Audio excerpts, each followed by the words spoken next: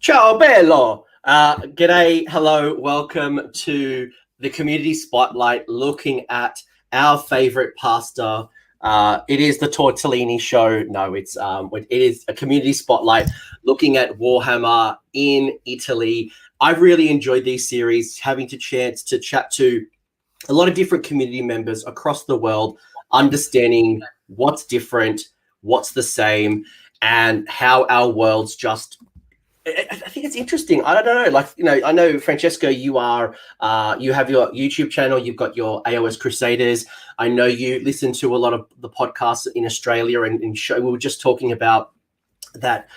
We recently just had an episode talking about an event that happened in Australia, and you're also listening to Mortally Wounded. And I'm sure as you go through some content, it's lovely to hear, what's the same, what's different. And I think this is my opportunity to learn what is Warhammer Age of Sigmar like in Italy. But Francesco, hello, welcome, buongiorno. No, I'm going to stop. I'm going to try to stop. It's been a long time, but hello, welcome.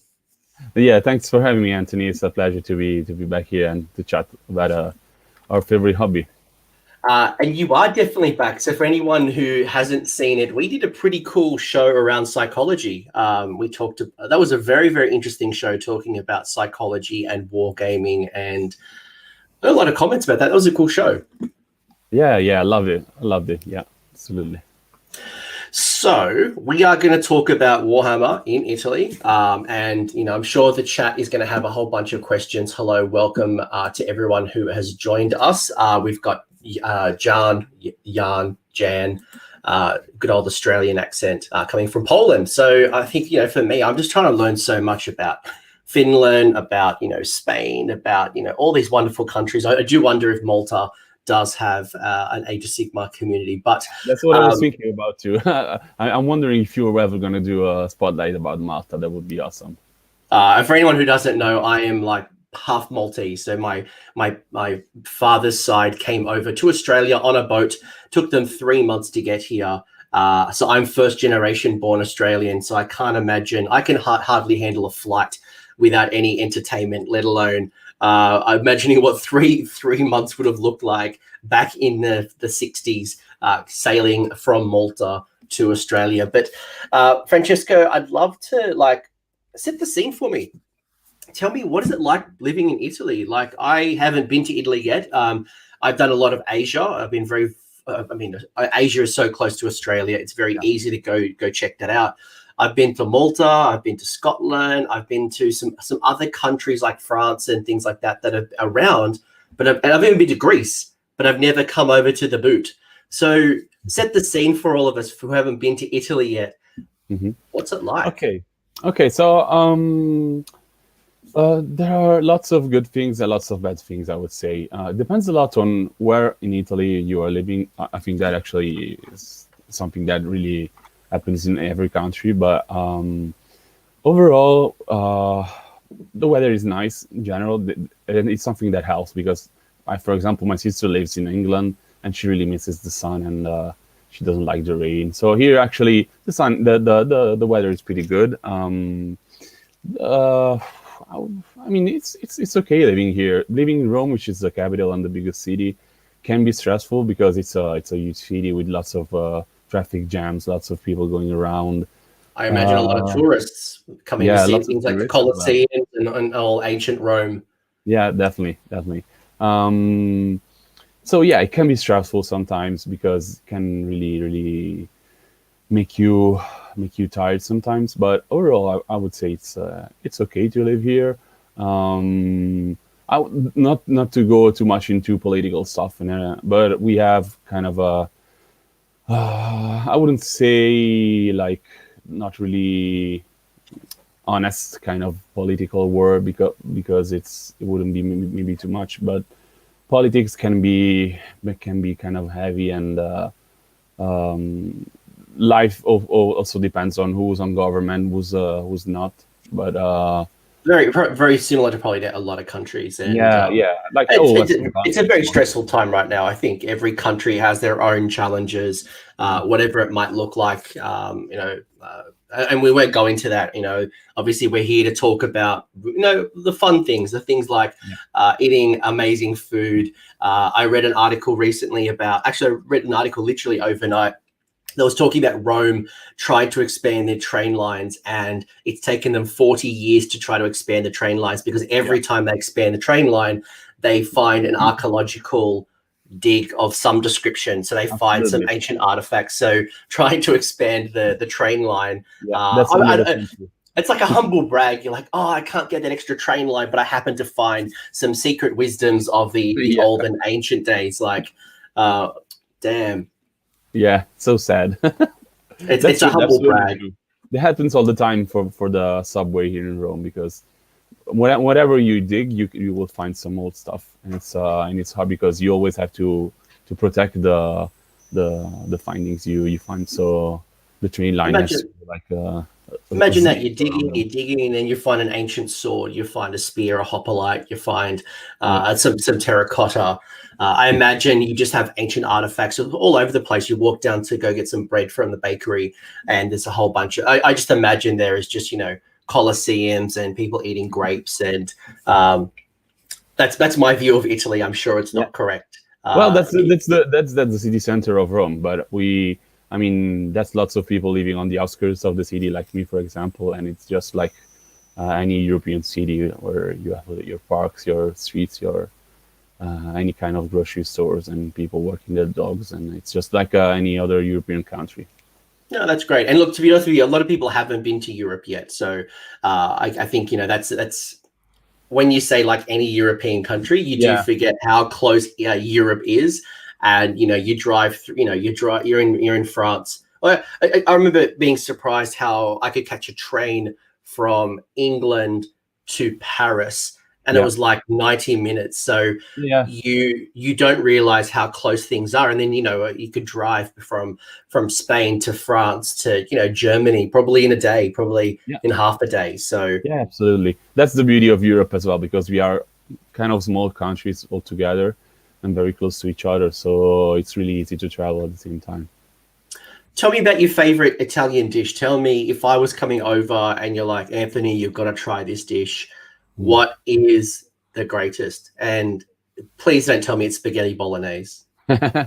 Okay, no. I would start talking about pizza, but that would probably take a whole show about that, because Italian pizza is very different especially from like American pizza, maybe. I don't know really about Australian pizza. Maybe you can talk to me about that.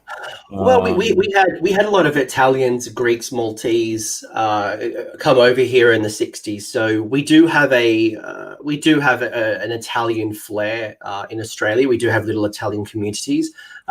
We do have a couple of restaurants that I'm aware of that are actually certified in the actual proper basing. I know things like sugo basing, and the different types of dough. I think the biggest thing that I always learned from Italian pizza that is less is more.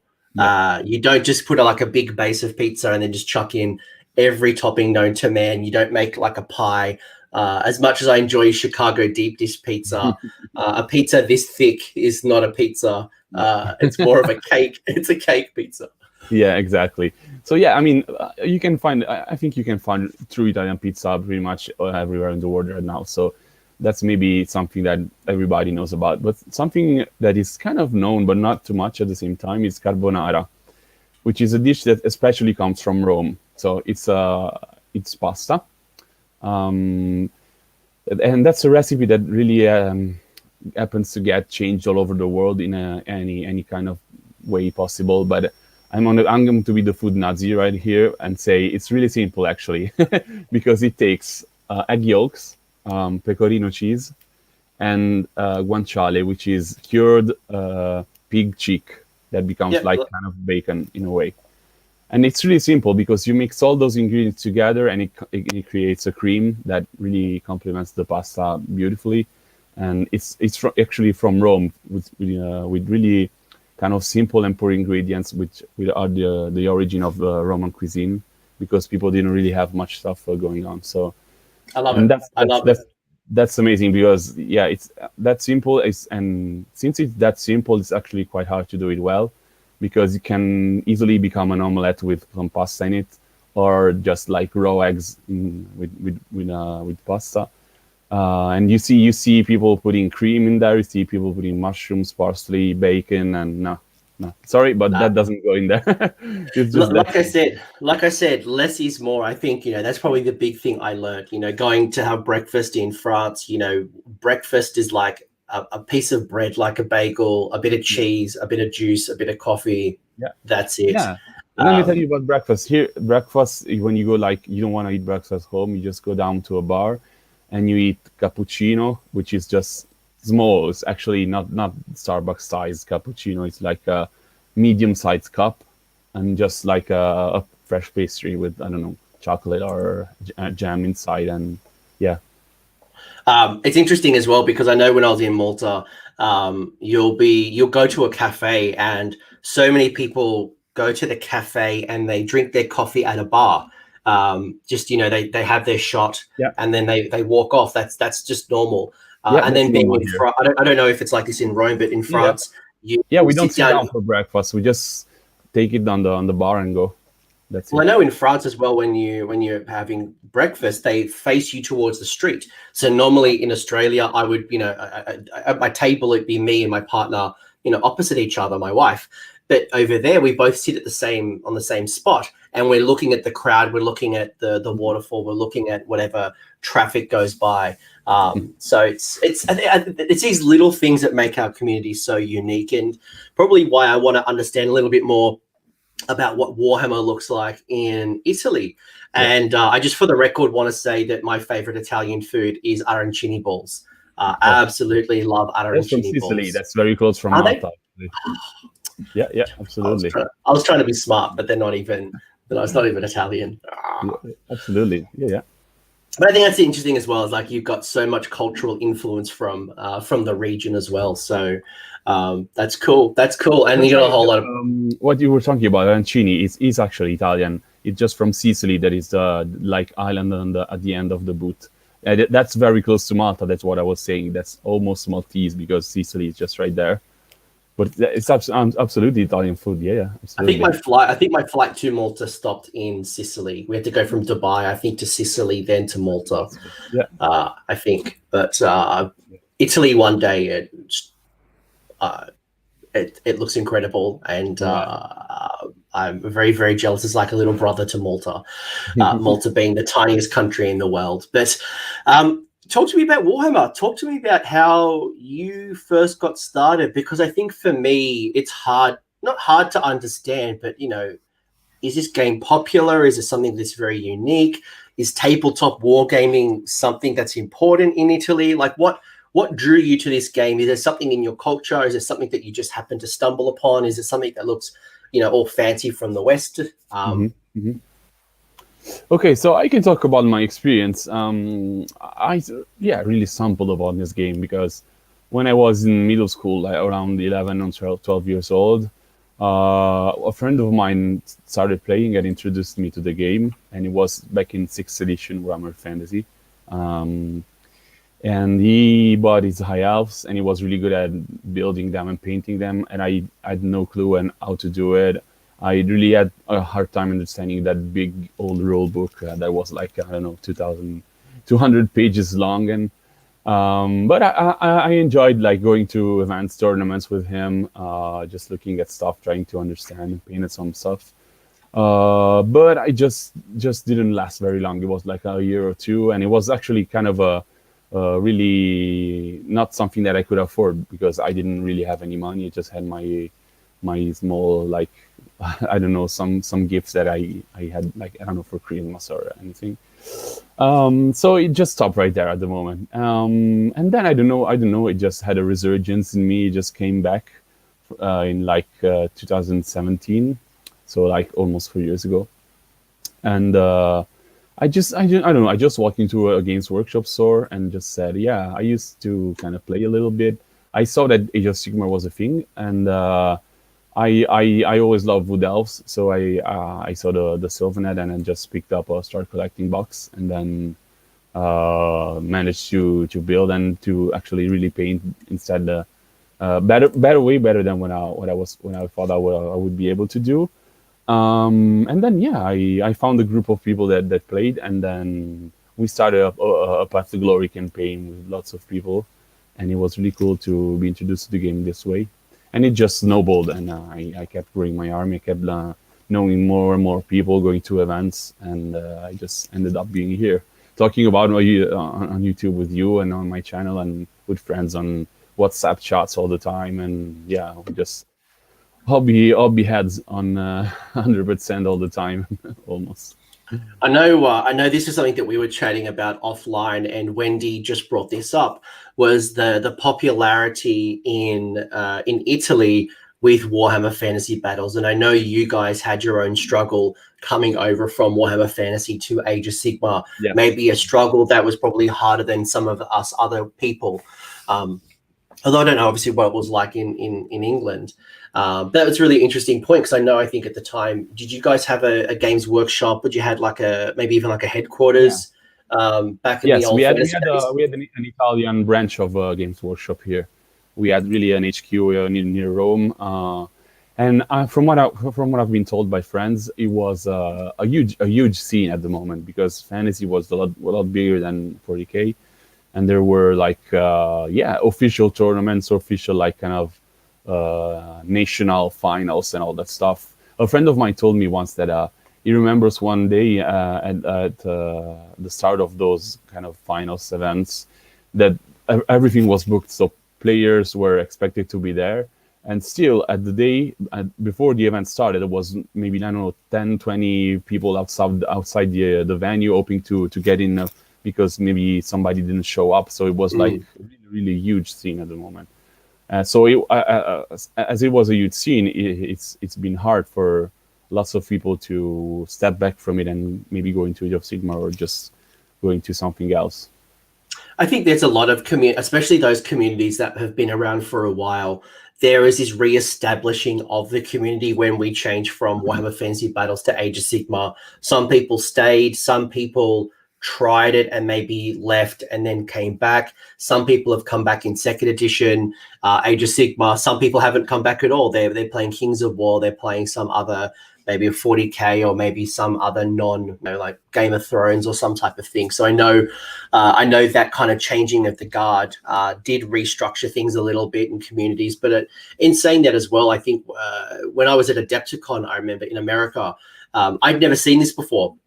I had never seen a community where at Adepticon, people rock up to an event knowing that there'll be cancellations. And even though they didn't have a ticket to play at the event, they are waiting to see if there's any dropouts and if they can play. And that blew my mind. I think maybe because things like our biggest events like CanCon, there's a lot of travel. It's like a 3-hour drive for us, at least for me in Sydney. But to go to some of these events, there's a lot of driving. So people won't normally drive in the off chance of getting into the event. But it sounds like you guys had that at some point in time. So I think that's true. It's fascinating. And I know I was listening to, I think it was Garage Hammer or maybe it was Cubic Shenanigans, another podcast. And they were talking about, they just do that anyway. They're like, if I want to go to an event and it's sold out, I'll just rock up because I know that there'll be dropouts. And I'm like, yeah, there always is dropouts. I run events and there's always dropouts. That's actually a good idea. Yeah, that's true. Yeah, there's been a point where fantasy was huge, and also the fact that the Italian branch of JW closed, that probably was also a big backlash that really set people back into maybe other games, or just give them a moment to stop playing, or just change things up. I found second edition Age of Sigmar has really started bringing people back, whether it's because, when they came over, there was no points. Now there's points. People were looking for like lore and established maps and things that they could, really hook themselves on, like the old world. That's now returned. We have awesome maps. They're very detailed. We have cities, we have, different provinces and regions, and we're starting to learn more about the mortal realm. So I think that's kind of drawing people back. And they're starting to see things like battle tomes that have that are now supporting their army. I know for me, it took really 4 years for my Cities of Sigmar book to come out. I'm an Empire player back from the day, and my models weren't. I mean, they were supported, but they weren't supported. Like, I didn't really have proper allegiance and artifacts and spells until about 4 years into the game. So I'm sure your day will come. I'm sure people start coming back, especially once COVID kind of ends. I imagine people are going to reminisce. I think there's a lot of nostalgia about what they went through as a kid, and they enjoyed it. This COVID probably has helped people get back into the hobby and got something to do. I know I was looking at Twitter yesterday, and I think it was a gentleman called Vince Notley, one of the moderators in Warhammer TV.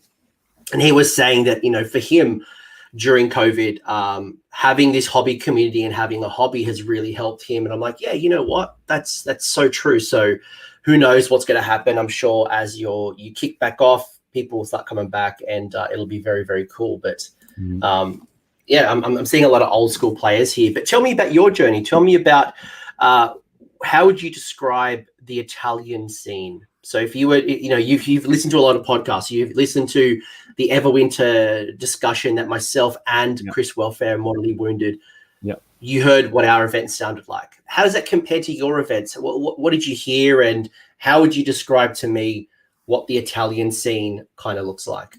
Okay. So I think that it's a community that's really started growing in the last couple of years, especially because even just simply from the number of events that are happening or that have happened during the last couple of years, that's something that really helped the community a lot. Because I remember when I started, there were like some events sometimes, but not really much. And since events are tied, especially when the events are tied to stores here that really are the organizers for this sort of events, mainly because clubs don't really have money to do that, or spaces to do it. So events really started kicking in, probably 2018, around when, when second edition came out. So, and at the same time, since we are a long kind of physical country, because as you say, we are kind of a boot. So there's kind of, for example, we have, I live in Rome, which is the center of Italy.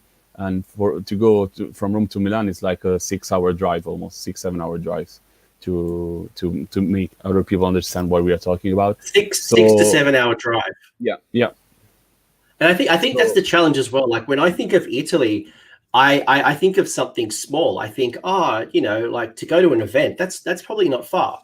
Mm-hmm. And then, I know when I was talking to the Russian guys, just to think about the travel between, one city to Siberia, that's a long journey. And I think sometimes we don't appreciate the distance between our communities. And I know for yourself, you were telling me earlier that you've got a couple of different regions. You've got North Italy, South Italy, and then kind of that central area, and your community's kind of split within 3. Is that right? Yeah, absolutely. There's lots of players in the north, some players in the center, and I really don't. I mean, I know just a couple of players in the south of Italy, and so that's kind of how the country is divided in this kind of way. And the north has been really the engine that helped to the community grow, especially because they were the ones that promoted this Lega Chaos we will talk about later, which is kind of our tournament circuit and like rankings. So when we got in touch with them, we got involved with it. We got stores involved with them. So the events that stores got together were sanctioned by them. So it all came together slowly over time. And now it's cool because for me, if I think about it, like a year ago in October, it was my first time going at a 2-day event. So I took the train to Milan. And just to let you understand how that worked, I took a train. It was like, I think, maybe 5:30 in the morning from Rome. And I got to Milan like, I don't know, 8:30. It's around 3.5 hours. And then I got straight to the venue and got on playing. And the fun thing was, my first game was on the streaming table. So I was like, I don't know, stressed out and tired at the same time, and excited at the same time. So it just started with a big boom, and but overall the event went really, really cool. I ended up going 4-1, which was amazing for me. And after that, I met lots of people there in Milan, people from Turin, people from central Italy, from Tuscany. And now almost a year and a half, a year and a half almost has passed. And all my friends from here in Rome know almost all of those people that I met back then, because we got together playing on the internet during the lockdown. We met at other events, and the bonds are really starting to come together, and that's incredible to see it happen. So I think we are a really up and coming community that has lots to grow, lots of space to grow, and time that needs to be taken to grow more and just catch up with bigger communities. But we have stuff going on. We are really working hard, and it's paying off. I'm seeing the results. It's really paying off, I think. I'm hearing a lot of commonality to my community, and I don't know for anyone who's listening to this either live or on replay. And depending on your journey, I started Age of Sigmar. I was Warhammer Fantasy. I made the jump, and I saw the community go through, the peaks and the troughs, and I saw the growth. And what I'm hearing from you is, I'm hearing a lot of things that we went through in 2017 and 2018. In the early days of competitive Age of Sigmar in Australia, we had a couple of events, a couple of big events, and by big events, I'm saying that we were kind of averaging about 50 at best back in 2017, 2018. That was like a really big event. The challenge was that people would travel. We would travel from Sydney to Brisbane, which is like a 90-minute flight or maybe a 12-hour drive. And through the popularity of these events, we were selling out, and it forced people to create more events, or people who were traveling from Sydney no longer had to travel to Brisbane because we would then create our own events locally. So it sounds like your journey is similar to ours. You're just playing catch up. And I think as I'm looking through some of these photos that I've just got on the screen, it's awesome to see the level of hobby. I'm seeing, because I know a lot of people have questions, what does the meta look like? What armies are popular? And you talked about streaming. You've got a streaming channel. You have YouTube channels that are dedicated to Warhammer discussions. These things are no different to us. You've got a 3D printed hammer. I've got a 3D printed hammer. You've got a live stream. You know what I mean? Like, there's so much commonality. I'm seeing a lot of cool people as well coming in from Sweden. I've got like Italians, I've got Swedish, I've got French, I've got so many cool people. And I'm thinking there's probably more to us that is similar than there is different. But there's those little subtle differences, whether it's cultural differences, whether it is just things that are happening because of what's important to our regions. As you mentioned, the travel is obviously challenging for you guys. But I'm looking at these photos, and I'm loving, everyone's wearing their mask. You've got great tables, you've got awesome terrain. The armies look cool, and the armies look very similar to ours. I'm seeing KO, I'm seeing Slanesh, I'm seeing Ogres, I'm seeing Nighthorn, I'm seeing OBR, I'm seeing. These photos in particular are from the finals, which is our kind of Masters event that happened in September. And as you can see, it was held inside a gym because we needed to respect the social distancing for all the tables. And I think we were, I don't know, maybe around 30 players. So it was kind of a medium-sized big event for us. So, and it's really cool that it managed to go down smoothly, because it was kind of a strange time at the same time, because we all know COVID is happening. So yeah.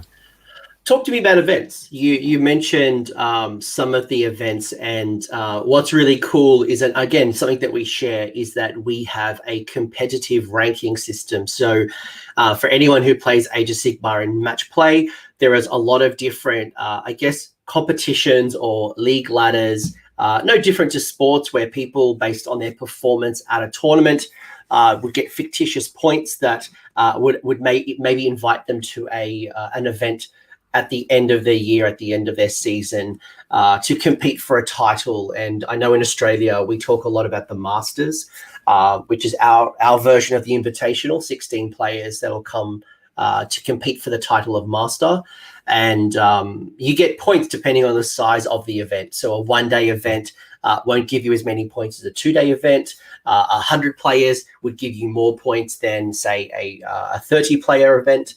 So it's all, it's a very interesting, fun way to create friendly competition. It's not something like you're gonna like cap your opponent, but you guys have your own competition. Obviously, this is what this picture is all about. Tell me about the events, and tell me about your competitive season. If you can go back a second to the picture you had before. I just want to shout out how cool is that tech list. That tech list is off the charts. This is amazing. I don't know who this is, but you are a legend. That is cool. That's really cool. And the picture you had before, I want to give a quick shout out. On the left, you can see some really cool pumpkin-headed OBR. And that's a guy I played with. His name is Yuri. He's from Firenze. Oh, there's pumpkins in there. Yeah. Pumpkins in the catapult. Pumpkin. Yeah, absolutely. And that was like insanely cool when I saw it. So it was really cool to see this kind of pumpkin heads. The Mortek guard have pumpkin heads. Yeah, the crawlers are throwing out pumpkins as well, if you can see it. This is like Nightmare Before Christmas. This is awesome. Yeah, this is jack-o'-lantern style. Yeah, absolutely. So yeah, going back to your question. Yes, so we have this kind of organization which is called Lega Chaos, which is an acronym for Championship of Age of Sigmar, and it works just like you were talking about. So depending on the size of the event you attend, you will get some points that we will go together in a ranking, and the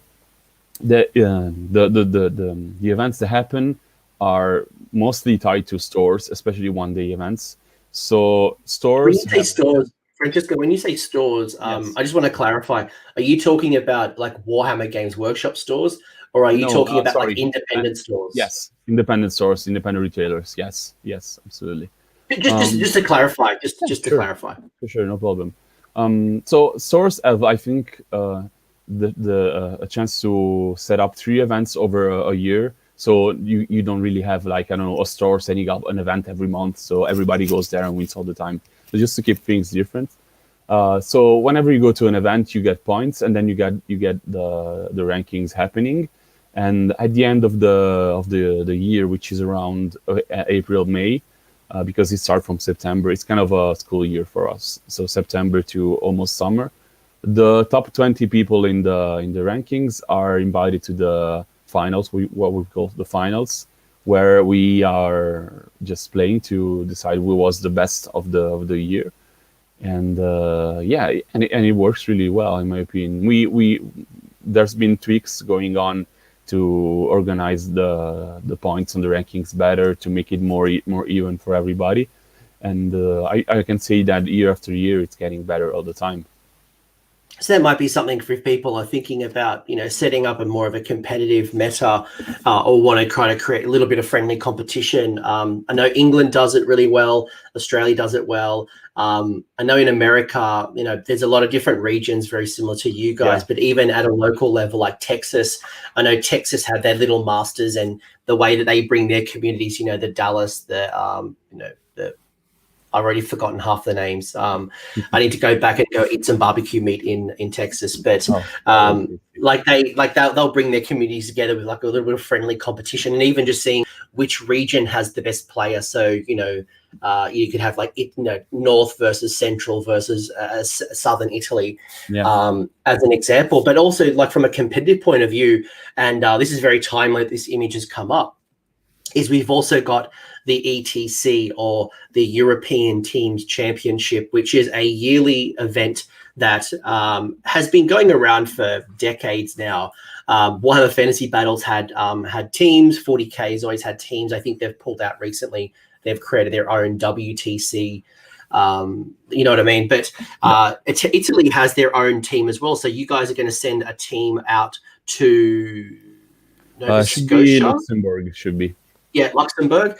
And these are, and I can see you're on the team as well there. But here are some of the I wouldn't say the best players per se. They're probably certainly some of the best, but these are some of the players that are going over to compete in the European Team Championship against England, Australia, America, and all the European countries. So that's the level of that's where competition as well allows you to kind of demonstrate your skill and play at the grandest of scales. Yeah, I can safely say that most of the people you are in here are the best performing players from this year in general. So it's pretty accurate, I would say, as a selection. No, that's neat. That's very, very cool. Is this your first ETC that you'll be attending, or have you done it in the past? No, I've never been there. But I have to sadly say that my name is on the bench, I would say, because the people on the left is the first team, and the guys on the right, we are the bench people. So we would go there if some of the first team players can't attend or just can't go there. So I'm just ready to fill in if I get called in. That's right. We know that some of the best players in sport are bench players. They come off, they strike. Yeah. When the team is tired, you jump off the bench and you kick the goal, and you can win the match for everybody. Yeah, absolutely. Yeah. But I know one question that was really important to people when I was asking about Italy was the meta, and what does the community look like? What does it all mean? And I know I pulled some stats from one of your big events. Is it the Championships, Age of Sigmar? There's a couple of other big events that you guys have, but I clearly can't read Italian. So can you? I can assume that. That the blue graph there is order and chaos and destruction and death. That's as far as I can get. But tell me about the meta. Tell me about what I'm looking at here. I know we've got a couple of slides. I've got one more, I think, after this. So this one, I think, comes from the latest event, the latest 2-day event that happened in October, which is Weekend Warlords, which happened for the second year. So it was a first time last year.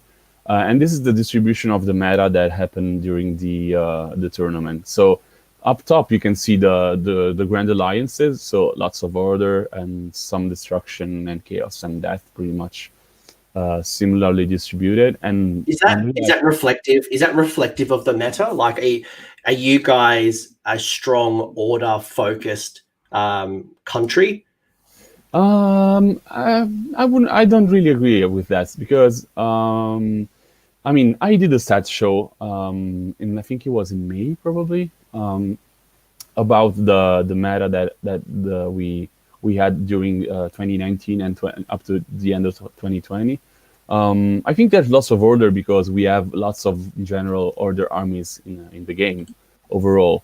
But I can say we are a big chaos country. Especially we have lots of Khorne going on. We had lots of Skaven at the same time. We still have some, and we also had lots of Legions of Nagash back at the start of second edition. But as you can see right now, the meta has definitely shifted, because if you see the numbers on the right, which is the singular factions especially, you see lots of Ogormo tribes, for example, 8 of them. You can see 9 Fire Slayers, and that's something that I found out too. Lots of Fire Slayers in Italy for some reason. That's interesting, because I would argue, and maybe the chat disagrees, Fire Slayers is, despite being one of the strongest armies in the game, aren't very popular. People either don't enjoy playing with them, people don't enjoy painting them, people get bored with them. I'm not quite sure, but when I look at the fact that you had 78 lists and 8 of them or 6 of them, 9 of them were Fire Slayers, that to me stands out. That's a massive amount of Fire Slayers at a meta. And I don't know if that's what should look like, or it's just that you guys love your Fire Slayers. And if you do, why? Why is it that Italy loves Fire Slayers? I'm wondering the same question, because I don't enjoy them from a hobby point of view. I don't enjoy them from a playing point of view. So that's a good question for me as well. I don't know, maybe because they're a solid melee army, so probably people enjoy them because of that. At the same time, since we saw lots of corn in the past year, and they are also kind of really honest, like just go in your face and hit each other as hard as possible army. That's probably something that people enjoy playing. At the same time, Ogorma tribes with eight lists out of 78. That's more than 10% at the same time. So we love our melee combat probably. That's probably Although in saying that, you've got 8 KO players there as well. Yeah. So maybe you guys are just a lover of dwarves. Maybe Italy is the home of the Dwarden. Yeah, and maybe those 4 cities of Sigmar players are all Dwarden based. I don't know. Yeah, grey water fastness. I know you guys are the kings of Chaos Dwarves, but I can say we have one Chaos Dwarf player here in Italy, and I know him very well. And I just want to give him a shout out because Roberto is watching us, and he's just overall kind of dwarf loving player because he has KO, he has Chaos Dwarfs and stuff. But at an event some time ago, he won, and we just decided that he was the world biggest expert overall in Cardinal Overlords meta. So he just got crowned like this, and it stayed, and now it's kind of become like a countrywide meme that he is the biggest world expert in Cardinal Overlords. A world expert. Sorry, yeah. I just realized that the other graph that I was going to show you is a little bit squishy, so I'm going to try to zoom in a little bit. That you got the world's expert of Chaos Dwarf. So that's shout out to Roberto. But here was the other graph that I was going to show up as well, which is kind of a bit of a breakdown. And is this Lega, which is I think competitive ranking? Is that right? Is that yes? So the specific of this is that I got back to all the results that got registered for the 2019-2020 playing year from the Lega Chaos events, so the official ranking events that go inside this ranking system. And I got together all the armies and the podiums and all that stuff, and this is what came out. So as you can see, we have an 8% presence of corn in all those events, and I think it was like close to 20 events probably. So it's good. It's kind of a good number. That's good. That is good. 2 2-day events and lots of 1-day events. So we had lots of corn. We had lots of Skaven. Skaven was the most prevalent faction, but we had lots of corn. We had some Forest Layers, some Flesh Eater Courts at the same time, and those were the big standouts probably from this graph. We had also lots of OBR, which is surprising because in some countries I don't know if they are as popular as this, but it was really interesting to see how the meta was split. Put it this way, at one event last year in 2020, I'm pretty sure in a 5-day tournament I played OBR twice, maybe even 3 times. No, I think it was twice. I played twice in a 5-game tournament. So OBR, especially during Petrifix Elite, were popular. Yeah. And obviously we haven't, just to put some context on this graph, this was probably pre the height of Zench being popular with their new battle tome. We haven't really seen the effects of KO with their new battle tome. But what stands out to me is poor old Beasts of Chaos up there with their 0.5% representation. It's good to see that's consistent across all regions. I do want to find the country that loves their Beasts of Chaos, whoever they are. Let me know who you are. But I think what's fascinating to me, Francesco, is that you've got a whole bunch of Skaven players. And I know when we kind of chatted offline a little bit, we were talking about people holding onto their armies maybe a little bit longer. And that sounds very similar to Australia, where I would argue that Australian players don't turn over their armies as often as, say, the Americans or the English. And I'm not going to go into a price debate here about, the price and costs of things, but I know for Australians, I don't know whether they don't chase the meta as hard, whether they can't afford the hobby and don't buy as many models, whether it's because they enjoy painting more. I don't know, but why would you say things like Skaven and Khorne maybe have a stronger representation in Italy than maybe some of the other countries, even Legions of Nagash. Like, why would they have a strong representation? Well, from talking about Skaven in particular, I think that lots of Skaven players had them from the Warhammer Fantasy days, because we all know that's an army that has really old models sometimes, even old out of production models like the Acolytes. So I think that lots of people that had them from the time passed, and they just got them into round bases and got them into Age of Sigmar, especially since when the Codex came out. We all know how much of a breakthrough that was, and them together along with Flesh Eater Courts and Fire Slayers. Do you think it's reflective? Do you think it's reflective of the fact that you said that Italy had a huge Warhammer fantasy community, and maybe some of those people coming over with their old Isle of Blood or their old Skaven force eventually did rebase them, and you can't really bring your Skaven into Kings of War or A Song of Fire and Ice. So maybe they did finally rebase and bring them over. Like Legions of Nagash is another old army. Your traditional vampire counts. Do you think that played a part? Absolutely. Yeah, that too. Yeah, for sure. Yeah. And it's interesting because as we were talking about it, I thought of a 2D event that I attended last year.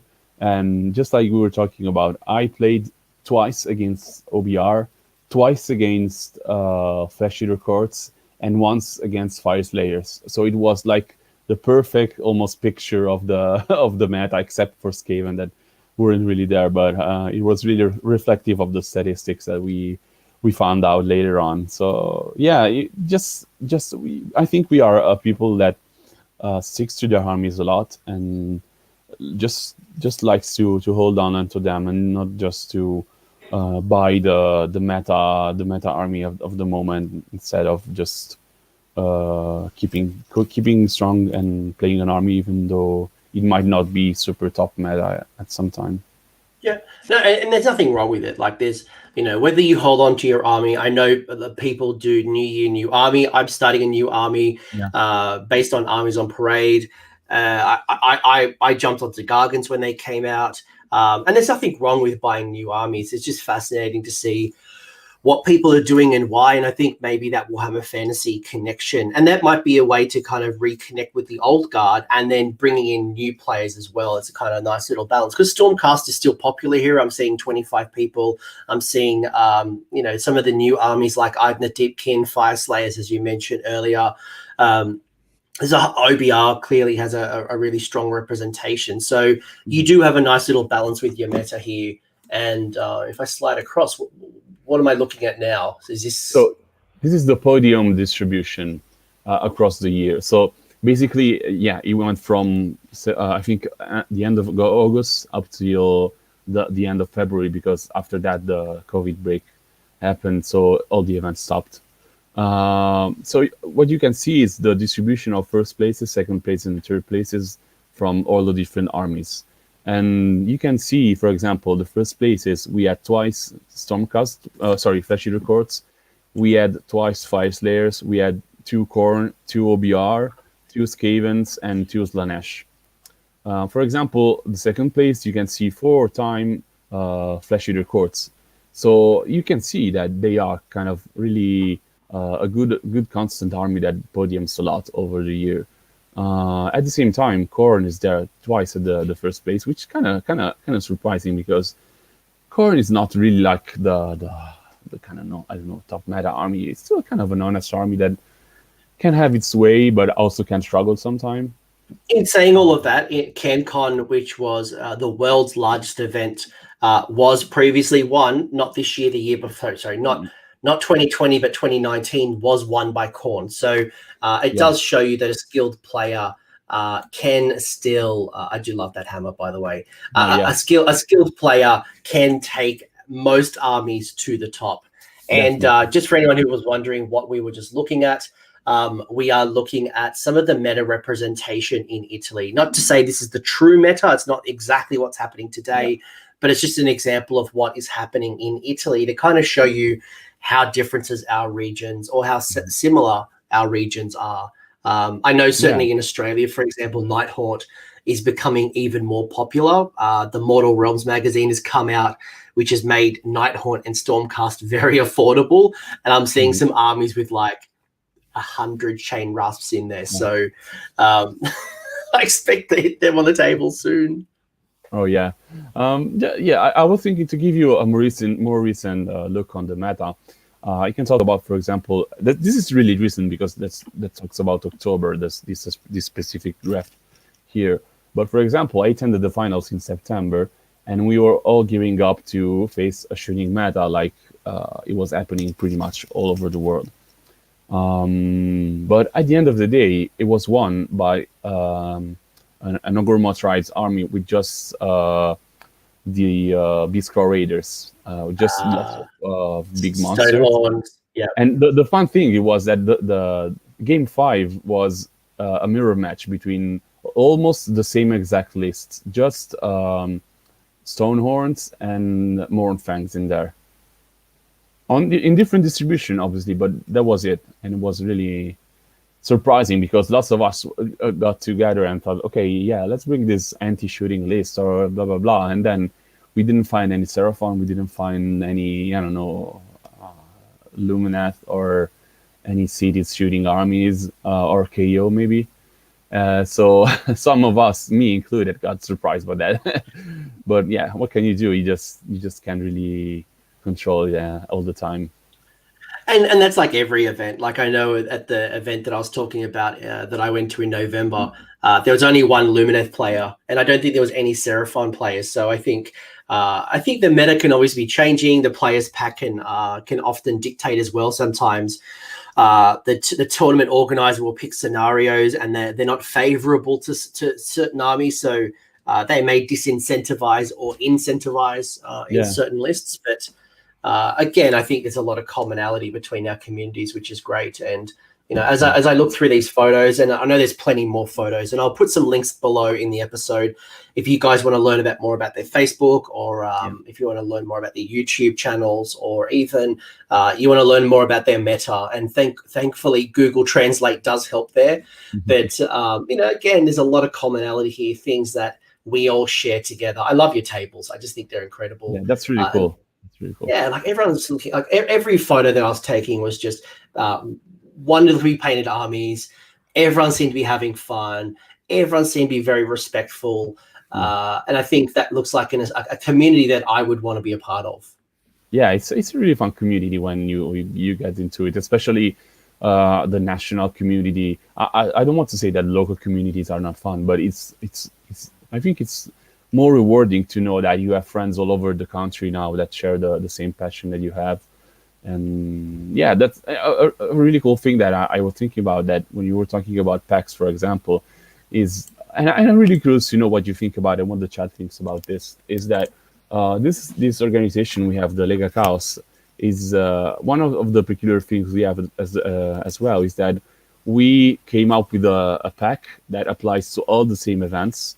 So we have pretty much the same pack to all events all over the year, and it gets reworked at the end of the year to see what needs to be changed, what needs to be updated with the new GHB that came out.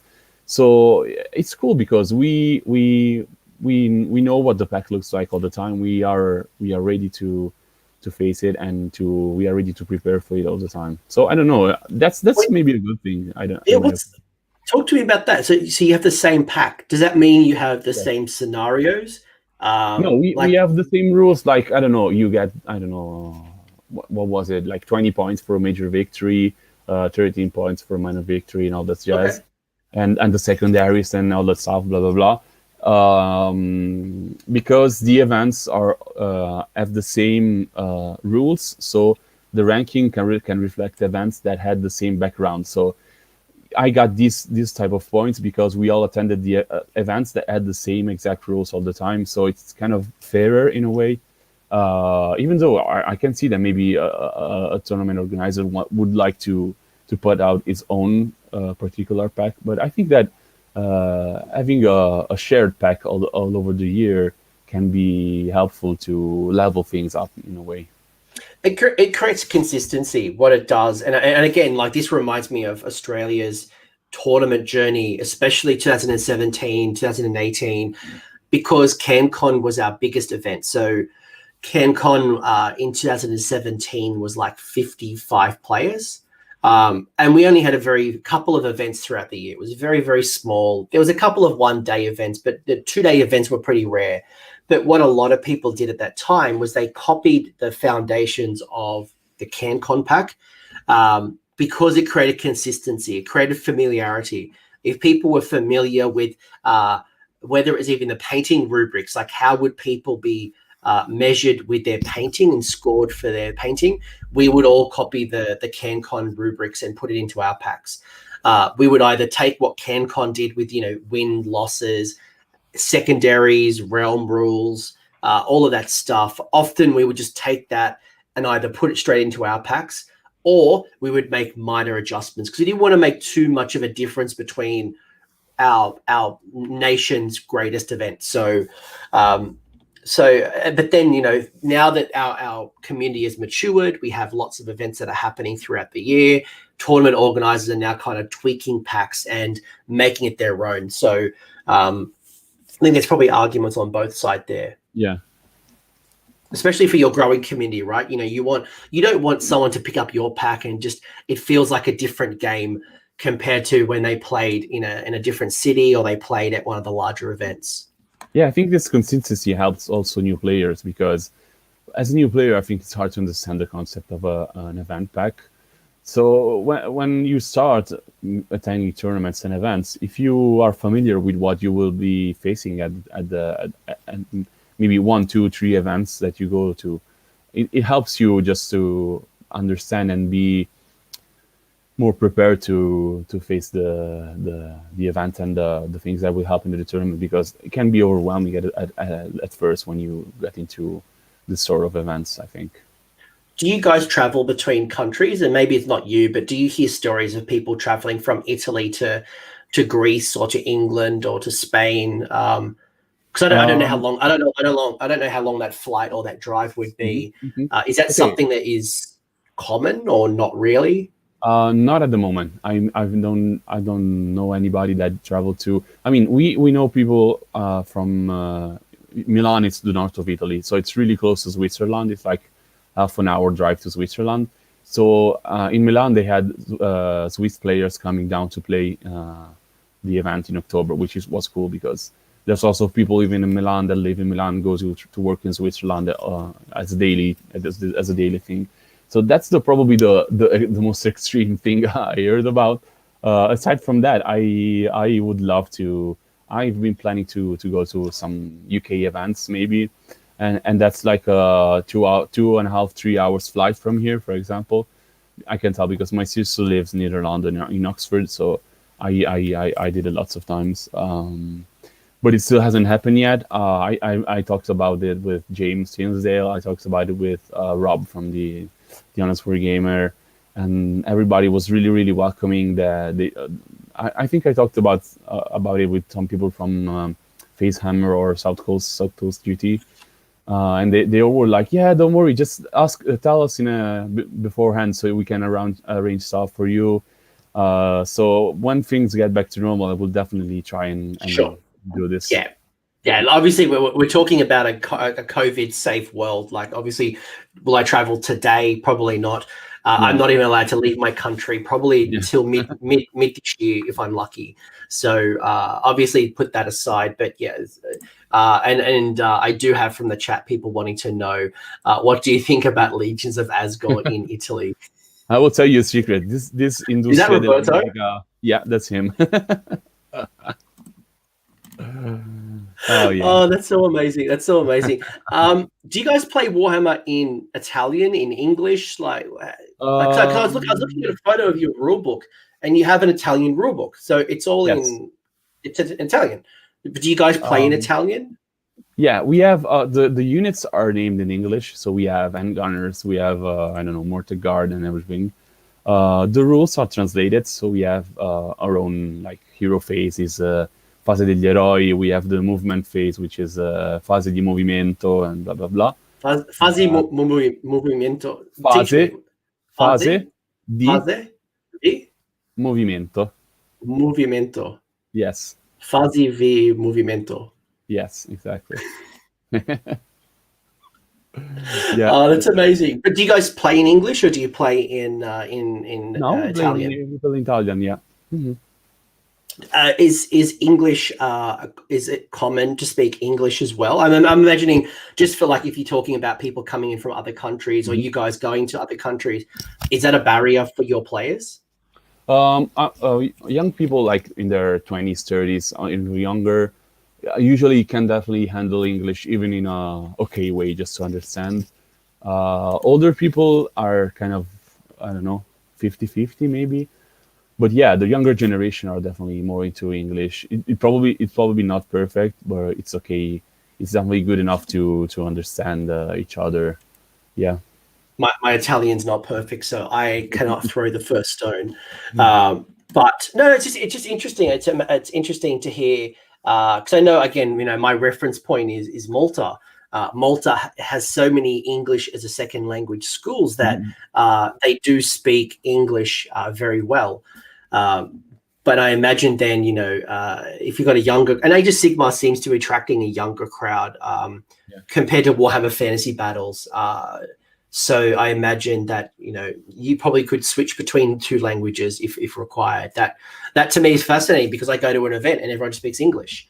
If I go to Italy and I go play, or even I go to the ETC, how do I best communicate with somebody? And I imagine the people who are going to the ETC would have to have some level of English to be able to effectively communicate. But there's the comprehension of the language, and even just if it's not your first language, you've got to process it. You need to hear what I say, process it, think of the appropriate response, and then respond. So I think, credit to you guys who are dual, even, more than one language. Yeah, to give you just an example about this, I thought about it, and last year in October at the event in Milan, there was Nathan, which is a guy, an English guy that lives now in Italy and works in Italy, which is from team we just played. So James and all those guys, Richie and everybody knows him really well. And he was there playing because he now lives in Italy and works in Italy. And he had 5 games. From what I know, all those games were just going perfectly well. He understood everybody. He got really into the community. He was really happy about it. So I think that we can be welcoming to foreigners as well.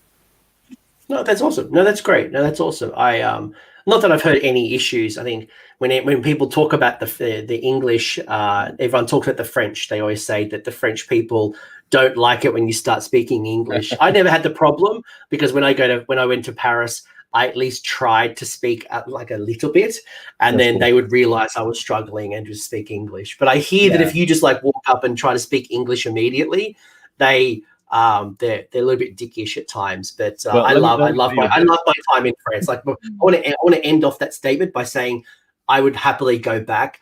I love the French. Yeah, well, let me tell you this. I also love French people because my mom lives in France right now, so I know them really well. He's married to a French guy right now, so I love him, and it's really cool. So not to be offensive to French people, but French people are the worst English-speaking Europeans in Europe in general, and maybe for kind of almost all the other languages, they really suck at foreign languages in general. That was him, not me. Don't downvote my channel. But I think for me, like they know it. They might be cocky about it, but they actually know it. I think one thing for me is you don't appreciate until you're in Europe how close your countries are and how common Europe is. And I think for me, the opportunity to travel to, again, Germany, Belgium, Malta, England, Ireland, Spain, Portugal, it's very, very accessible. And I think that as a community, Europe is very lucky. And it does sound like you've got an amazing scene. And it sounds like you've got a fledgling growing scene. It sounds like you do have your own meta that is shares a lot of things that we all have. You've still got things like Slaanesh. You've still got things like Zench. You've still got Seraphon and KO and a big representative of Fire Slayers. That still surprises me. I'm puzzled. I'm puzzled why you got so many Fire Slayers. Maybe sometimes like a warehouse, when they're not selling product that well, they kind of send it out to another region to kind of like fire sale it. Maybe you guys get all the cheap fire slayers and No. I don't know. Yeah. I don't know. It's actually a really expensive army as well. So I don't know. Alex got me on a technicality as well. So technically, yes, England has just left Europe. Oh, yes, yes. But I do need to look at what happens with my dual citizenship now that because I've got the grandfather rule with Malta, so I could come over and visit without a visa. But yes, you got me on a technicality. Yes, England is not a part of Europe. Let's not start a war here. Is there anything else that I should know about Italian Warhammer? Because I've learned so much. I've learned about your regions. I learned about your community. I've learned about your meta. I've learned about some of the big events. Is there any? If I was interested in learning more, what are some of those big events that maybe I'm worth investigating? Mm-hmm. Any content creators who are Italian content creators that you'd want to shout out at this particular point? Yeah. So I will go back to last year, especially because that was the really establishing. I mean, probably 2019, 2020 was the big year that established our community, especially. So in every October, the guys in Milan have this Weekend Warlord 2-day tournament, which is has always been the biggest event we ever had here in Italy. It's not sadly going to happen this year, but the guys in Pescara, which is also central Italy, 2 hours drive from here on the other coast, the East Coast. Last February, they had another 2-day event. Sadly, it's not going to happen this year. It's really sad because we had so much fun. We ate delicious food. They have like meat skewers they do on the barbecue at the event. Yeah, at the dinner from the event, they gave us like this amazing food, and it's called arrosticini. These are like these lamb skewers that are just cooked right there on the barbecue, and they were delicious. We ate like I don't know, way too many of them. We drank lots of wine, and it was amazing. So it's sad to think about it that it's not going to happen this year, but we are looking forward to next edition as soon as possible. As well, I would say the finals are an event that has really lots of coverage because we have streams. They also have streams in the Milan event. The finals usually happens in May, so to close the gaming year. This time they happened in September because in May we still were coming out of the first big lockdown. But they usually happen in May. We've delayed our competitive season as well, so it's no different to everyone else. Yeah, we should have had an event also in April in Turin, but that didn't happen because obviously we were in complete lockdown. But at the time, these are the main staples of the community for when we talk about events. I got a burning question before you tell me about the content creators. This is a cracking one. This has come from Alex, and he said, if there was this is a stereotype question. So if Italians were a Warhammer faction, which ones would they be? So if you were to describe Italy as an Age of Sigmar army, who best represents Italy and why? That's a really cool question. I like it. That's a good one. I'm gonna steal that for future. That's a good one. Yeah. Okay. So that's tough because man. I don't know. I have two answers to this because I'm thinking Orc clans because they like if they don't have anything to do, they will just bash each other in the head. So we love to hate each other sometimes. Like I don't know, southern people hate northern people and blah blah blah. But when like I don't know, football, the World Cup happens and everybody is happy, we are all brothers, we all celebrate victories together. So that's something that probably that's the best representation. Yeah. I would have said like halflings with having lots of breakfasts and maybe like the Ogre Moor tribes with your big pot. I imagine that boils pasta water and then the spoiler alert, you don't throw out your pasta water, you freeze it and you save it for other dishes. But yeah, I was also thinking about Cities of Sigmar because we like to be fans of our own little regions, little cities, our traditions, and everything else. So every city thinks they are the best. We have rivalry between Rome and Milan, Naples and Milan. Uh, Probably every city has a rivalry with almost every other city in the country. So yeah, that's also I think a good answer. Yeah. Alex thought you might be Zench. Oh. He thought you might be Zench. I imagine because you're very smart and very, you No, know we're what's not smart. happening. I mean, we would the zinch of probably food overall in the world, but that's all. That's all the thing I can I can probably say about it because yeah. Could you be the ogres? Like you're always hungry? Yeah, yes, probably, yeah. And if we're hungry, if we eat, we are happy. So we got that sweet +2 bravery if we are eating. So All right, so well, you've heard it here first, guys. Italy is Ogre tribes, so always eating, or they're in combat and they're satisfied with their bravery. But tell me about the content creators. Like, let's bring this home. And if I wanted to learn more about Italian creators, and I know you are one of them, so AOS Crusaders is certainly one that I highly recommend if you want to learn more about Italian Warhammer. I know you do some really cool content. But who else out there? I know you guys did the CAS, the Champion Age of Sigmar stream on Twitch.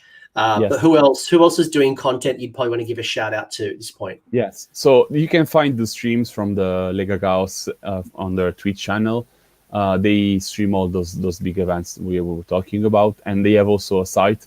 I don't remember if there's an English translation of it, but there is an English version of the pack that I did personally, so I'm sure about this. I want also to shout out the show that's called Major Talks that is made by a good friend Giulio.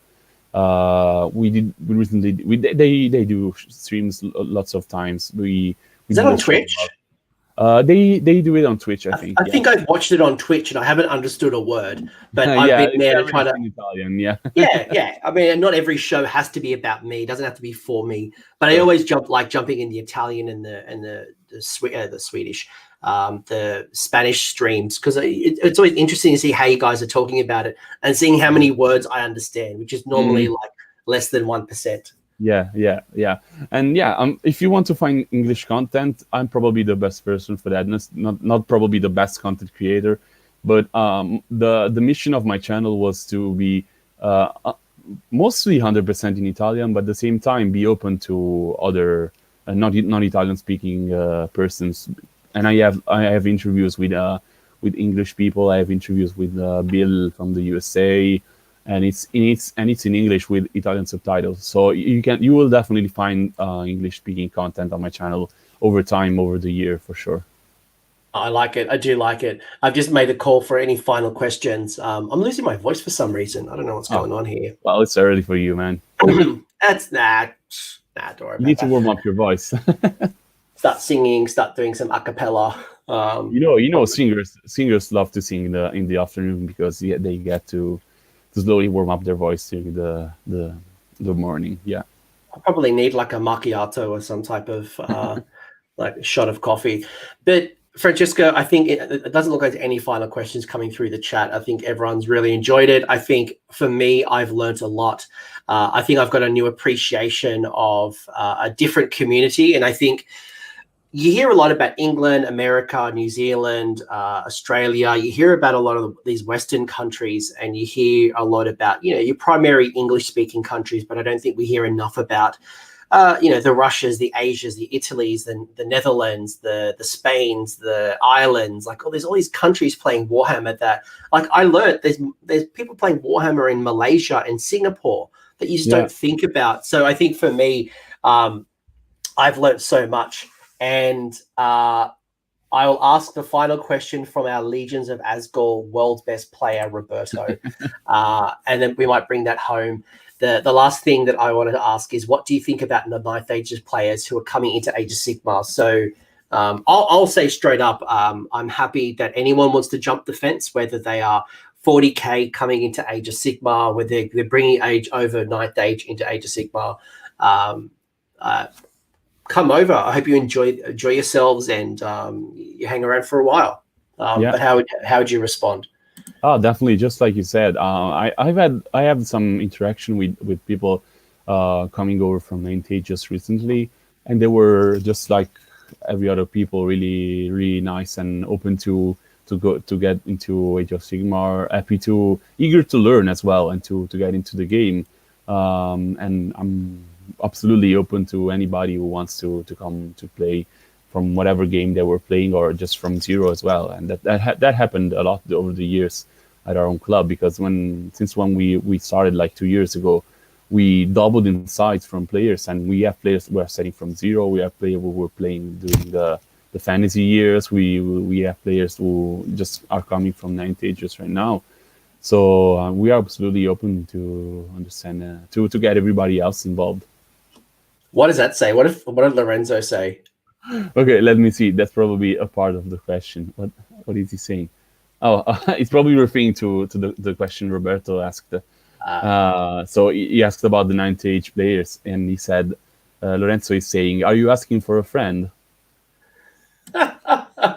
That's awesome. Yeah, look, if you happen to be a Ninth Age player and you happen to have listened to 75 minutes of us talking about Age of Sigmar in Italy, and you find yourself at this particular part of the episode, I would say that come check out Age of Sigmar.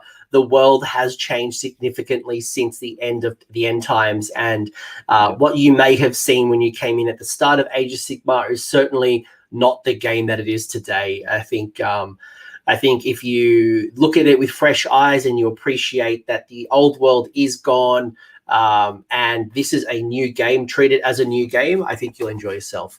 If you are struggling, looking for the Empire and High Elves and Dark Elves and those types of factions, maybe hold out till the old world comes out soon. Mm-hmm.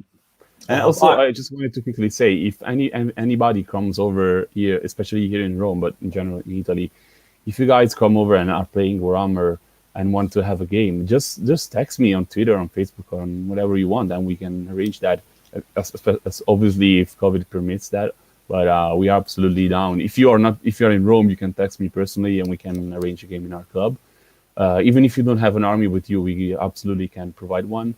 And even if you go somewhere else in Italy, just let me know, or just tweet something, and I can get you in contact with everybody who plays Warhammer, wherever you are going. Sounds like a great reason to go on holidays. Mm-hmm. All right, final question. Wendy had asked, I can't let this one go.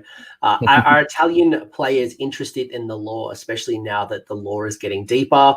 Or do you think that they care less than other countries? So what's your observation of lore? Like, I don't know if you guys have narrative gaming. I don't know if you are just more about the match play or the lore. Like, where do you guys stand? Just your observations. Okay, so I know that there has been some narrative events in the past that obviously had to stop because of COVID as well. But I know there is a good narrative playing community. At the same time, I find that lots of people, maybe that are AOS players at this time, are kind of iffy about the background and the lore. Sometimes because they are still tied to the old world lore, but at the same time, because it's hard for us to get into extra lore stuff, I would say, because it's all of this is in English. All the books are in English from Black Library and all that stuff. So if you don't really understand English in a okay way, you will be kind of cut out from all those extra books and reads that I read, and they were all really cool. So, but I still see now people getting into it more and more. So I think it's growing in general. Yeah. And by the way, people are asking where they can learn more about you. In the episode description, I do have the link to AOS Crusaders on YouTube, as well as the link to your Twitter handle. So yes, you can find me also on Facebook. If you use Facebook, you just search my name and you can go find it. You've raised an interesting point, actually, about accessibility, and I imagine things like the audio books probably might help, especially for the younger generation that speak English. But I think yeah, we probably don't appreciate as much the translation side, because we probably don't have as much translation in not just obviously the core rule book and the battle tomes, but other products like Black Library. So that's fascinating. That's a really interesting point, and maybe an appreciation of a challenge that I don't have to worry about. That anytime that I want to pick up a lore video, anytime I want to pick up a book, an Age of Sigmar resource, I don't have that language barrier. But something that I probably need to appreciate and respect a little more from the communities like yours. Yeah, we sadly don't have Italian translation. We have translated battle tomes, but they have lots of lore cut out from it, because the original battle tomes have lots of extra lore stuff in there. But in Europe, you can find French translations of Black Library stuff, German translations, but that's it. You don't have Spanish, you don't have Italian, you don't have stuff from the Netherlands as well, or probably Scandinavian as well, because I think they are not as big as a market as Germany or France maybe. But I hope that if the community keeps growing, we will see this type of stuff later in the future. Hopefully, at least with digital mediums, we're able to translate those books a little bit better and reduce the barrier. And you may not print every book in the Netherlands, for example, but at least having a digital product, whether it's through Audible, whether it's just a text document, that would be great. But wow, another nugget of gold I wasn't even thinking about. That's fascinating. Any closing comments? Any other things that you want to share about Italy that we haven't spoken about? What's your favorite Italian drink? Let's bring it home with something nice, something that we all can appreciate. Is food and drink. So we love beer in Italy, just like you guys. I don't know what I mean. I know you guys have Foster's down there, but I know people in the US love light beers. That's something that I really don't rate, because it's more like water to me. We have some nice lager beers, or just Weiss beers. That's okay. You maybe have seen them. There's a famous brand that's called Peroni. Of course. But at the same time, we love our wine, and we love we have lots of good red and white wine, and we have Prosecco, which is like kind of our version of champagne, which is really tasty. My girlfriend loves it, and we drink it all the time. So my wife loves it too, Prosecco. Same here. It's the fancy sparkling drink. Yeah, that's it. No, that's awesome. Thank you so much, Francesco. Again, if you guys want to learn more about Italy, do go check out AOS Crusaders, or go follow Francesco on Twitter.